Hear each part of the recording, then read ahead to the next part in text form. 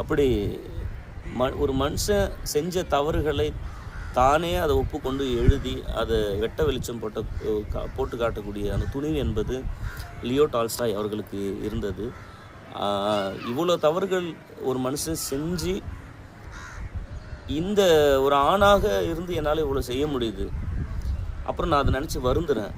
இது நல்லது கெட்டதுன்றதை தாண்டி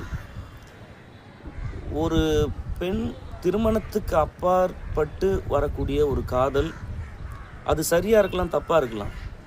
அந்த தப்புன்னு சொல்லி முடிவு செய்ய போகிறது யார்?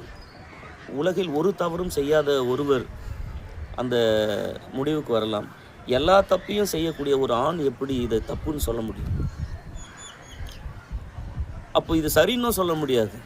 அப்போ இது இயற்கைக்கு எதிரான ஒன்று அப்படின்னும் நம்மளால் அது கொண்டு வர முடியும். ஏதோ ஒரு சமநிலை பிறழ்வுன்னு சொல்லலாம். ஏதோ இது நாள் வரை அந்த பெண்ணுக்கு தன்னுடைய கணவன் காட்டாத ஒரு பக்கத்தை யாரோ ஒரு வழியில் போகிற வர ஒரு ஆண் அந்த ஒரு நேரத்தில் ஏதோ ஒரு அசைவில், ஏதோ ஒரு பேச்சில், ஒரு சிரிப்பில், ஏதோ ஒரு வெளிப்படுத்தல், அந்த நிலையில் ஏதோ ஒரு இடத்துல அந்த ஒரு பெண் தனக்கான ஒரு ரசனையை உணரக்கூடிய அந்த நிலைக்கு நாம் வைத்திருக்கக்கூடிய பெயர் காதல்.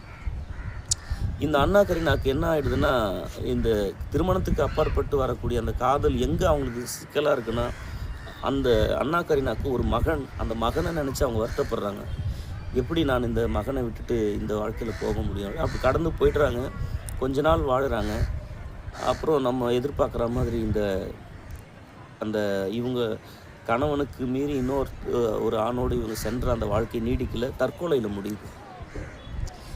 ஒரு 100 வருடங்களுக்கு முன்பாக பெரும்பாலான இந்த இலக்கியவாதிகள் இந்த பெரிய கூடுகைகள் நடக்கும் பொழுதெல்லாம் இந்த அண்ணா கரீனா ஏன் தற்கொலை செஞ்சுக்கிட்டாங்க அப்படின்ற ஒரு கேள்வியை முன்வைக்கிறாங்க. ஜெயகாந்தனாக இருக்கட்டும், ஜீசஸ் தன்னுடைய நீதி கதையில் அந்த ஊரவர் எல்லாரும் அந்த ஒரு பொண்ணை கழுத்திக்கு அடிக்கும் பொழுது எல்லாரும் அந்த சொன்ன ஒரு வார்த்தை, அந்த பொண்ணு ஒரு விபச்சாரி, தவறானவள், வாழ தகுதியற்றவள். அப்போது இறை மகனார் இயேசு சொன்னது, உங்களில் யார் ஒருவர் பாவம் செய்யாமல் இருக்கிறீர்களோ அவர்கள் இந்த பெண்மணி மீது கல்லெறியுங்கள் அப்படின்னு சொல்லும் பொழுது அனைவரும் கல்லை கீழே போட்டு போன கதை நமக்கு, அந்த சமய கதை நமக்கு தெரியும். லியோ டால்ஸ்டாய் அவர்கள் இந்த அண்ணா கரீனா எனும் இந்த நாவலின் வழியாக ஒரு பெண் திருமண வாழ்க்கையில் சந்தோஷமாக இருந்தால் அது அழகானது. பிறகு மீண்டும் ஒரு காதல் வரும் பொழுது அந்த காதலை அவள் எவ்வாறு எதிர்கொள்கிறாள், அந்த காதல்